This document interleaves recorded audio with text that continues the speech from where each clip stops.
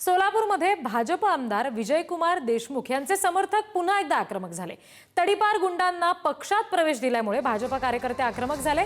भाजप शहराध्यक्ष रोहिणी तडवळकर यांच्यासोबत कार्यकर्त्यांची शाब्दिक बाचाबाची झाली।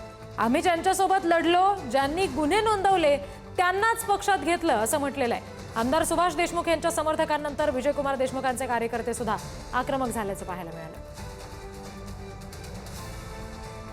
प्रदेश अध्यक्ष आणि आमचे स्थानिक कमिटी असतील, त्याबरोबर आमचे पालकमंत्री असतील किंवा प्रदेशाचे नेते, संघटन मंत्री, तीन आमदार आहेत शहराचे, या सगळ्यांनी या तिकिटाच्या बाबतीमध्ये प्रत्येक मतदारसंघातले त्यांना विश्वासात घेऊनच आपण तिकिटाचं वाटप करणार ना।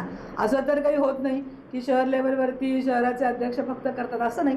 सगळे आमदार त्या विभागातले, त्याबरोबर संघटन मंत्री असतात, पालकमंत्री, आणि मग प्रदेशाकडनं हे निर्णय होतात।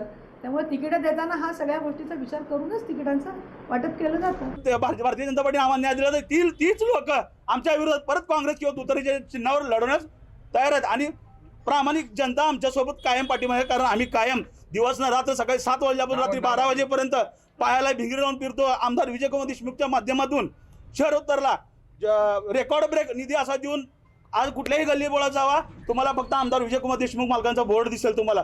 कारण प्रामाणिक काम केले, आम्हाला काय ह्या गटातडाच्या राजकारणात पडत नाही। आम्ही प्रामाणिक काम केले, आम्हाला पक्षाने न्याय द्यावा एवढीच माझी विनंती आहे।